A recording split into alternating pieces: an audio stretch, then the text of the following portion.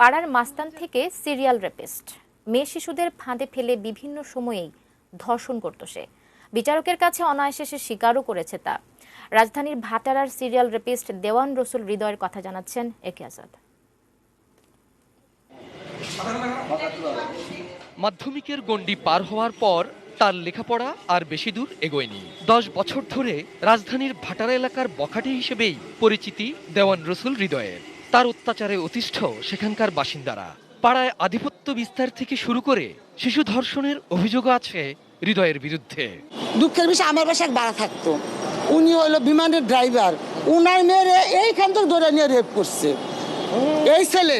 ওর কোনো একটা অপরাধ আমি চোখের সামনে দেখেছি ভাই, আমি মানে অপরাধ দেখেছি, সাথে সাথে সেটার আমি প্রতিবাদ করার চেষ্টা করছি। বেশ কিছুদিন হলো ডিজিটাল প্রতারণার জাল বুনে হৃদয় এক বান্ধবীর সাহায্যে অল্প বয়সী মেয়েদের ফেসবুকে বিভিন্ন লোভ দেখিয়ে ফাঁদে ফেলে সে। তারপর নিজের বাসায় এনে ধর্ষণ করে তাদের।